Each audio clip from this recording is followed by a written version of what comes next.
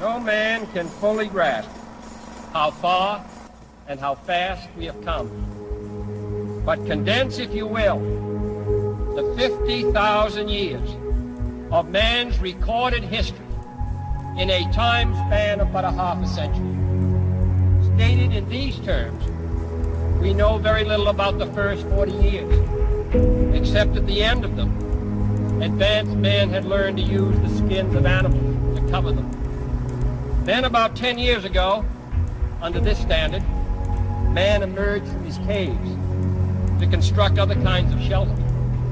Only 5 years ago, man learned to write and use a cart with wheels. Christianity began less than 2 years ago.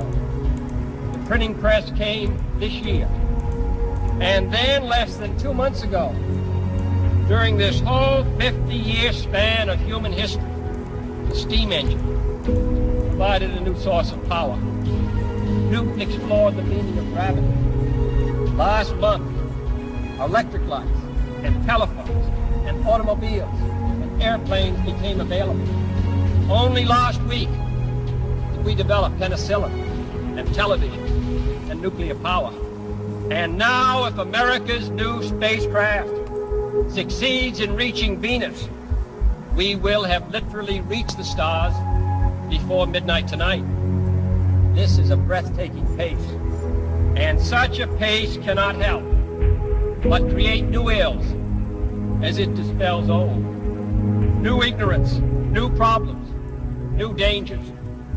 Surely the opening vistas of space promise high costs and hardships, as well as high reward. So it is not surprising that some would have us stay where we are a little longer, to rest, to wait. But this city of Houston, this state of Texas, this country of the United States was not built by those who waited and rested and wished to look behind them.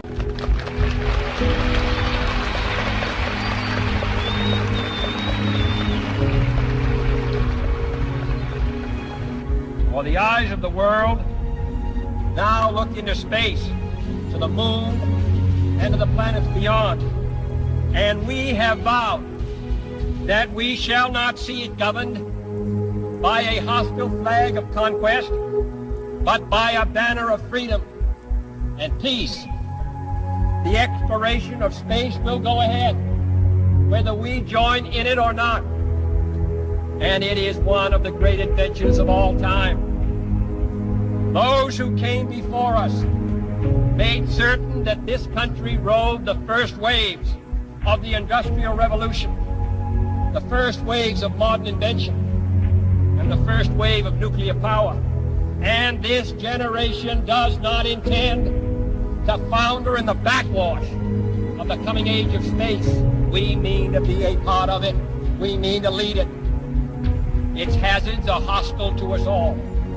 Its conquest deserves the best of all mankind, and its opportunity for peaceful cooperation may never come again. But why, some say, the moon? Why choose this as our goal? And they may well ask, why climb the highest mountain? Why, 35 years ago, fly the Atlantic? Why does Rice play Texas? We choose to go to the moon. We choose to go to the moon.